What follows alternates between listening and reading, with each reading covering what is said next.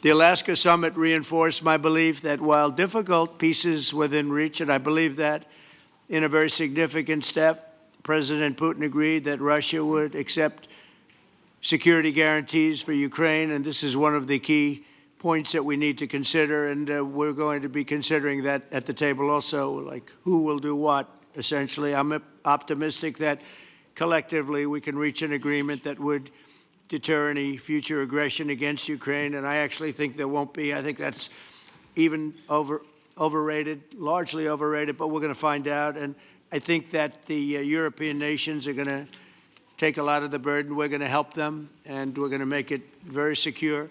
We also need to discuss the possible exchanges of territory, taking into consideration the current line of contact. That means the war zone, the war lines that are pretty obvious, very sad, actually, to look at them.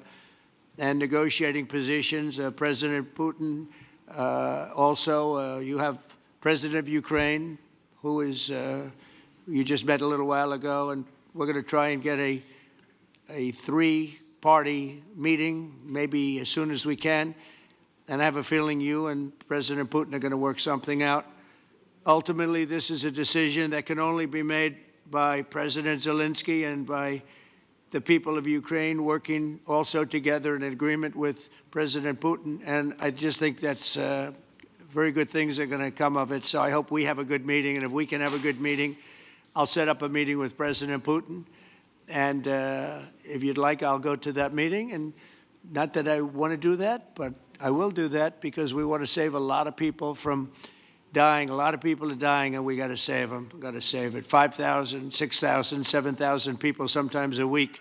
All of us would obviously prefer an immediate ceasefire while we work on a lasting peace, and maybe something like that could happen. As of this moment, it's not happening, but President Zelensky and President Putin can talk a little bit more about that. You know, in the 6 or so wars that we stopped, we haven't had a ceasefire. And so I don't know that it's necessary. You can do it through the war, but it would be, I like the ceasefire from another standpoint. You immediately stop the killing. But I believe a peace agreement at the end of all of this is something that's very attainable, and it can be done in the near future. With all of the wars that I got involved in, we only have this one left. Of course, as I walk out the door, there'll probably be a new one starting, and I'll get that stopped too. But I thought this was going to be one of the easier ones. It's actually one of the most difficult. They're very complex. The next step would be for a trilateral meeting, and that will be worked out. And I just look forward to working and having a great result. We're going to spend a lot of time today talking about, and we're really honored you guys came over. I mean, these are the heads of major countries and respected all over Europe. And they speak for, largely, I think I should say, but pretty much for the other countries of Europe. And we will come to a resolution today, I think, on almost everything, including probably the security. And that's pretty much the story. I'd like to say, Mr. President, would you like to say something? You have the media. If you want, you could come over and you could stand, you could use mine, or you could just turn around, whichever you feel comfortable with. Thank you so much. I can speak without microphone. Thank you so much. I think that we had very good conversation with President Trump. Very good. And it really was the best one. Or sorry, maybe the best one will be in the future. But it was really good. And we spoke about very sensitive points.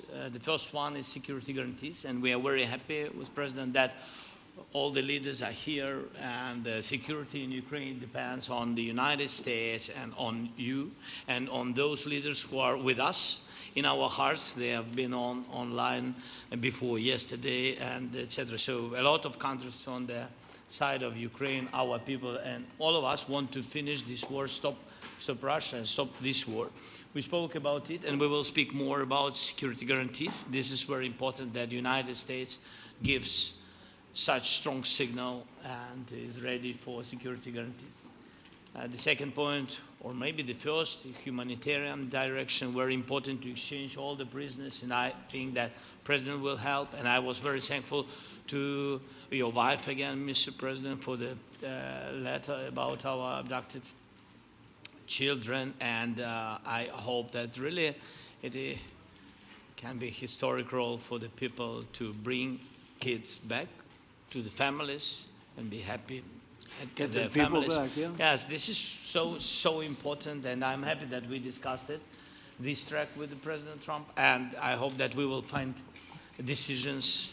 And then what is very important, that all the sensitive things, territorial, etc., we will discuss on the level of leaders during trilateral meeting, and President Trump will try to organize such meeting, and he said that he will come or not come. Ukraine will be happy if you will both want me participate. there, I will be there. Yeah, Yeah, you know that. thank you. And I think this is very important. Yes, so security guarantees, bringing kids back, and all our people, not only warriors, first of all warriors, and all the civilians, journalists, a lot of people in prison. So we need them back. And guarantees which will work for the years. We spoke about it. And I showed the President a lot of details on the battlefield, on the map. Thank you so much. Thank you for the map, by the way. Good map. It was great. Yeah. I'm thinking how to take it back.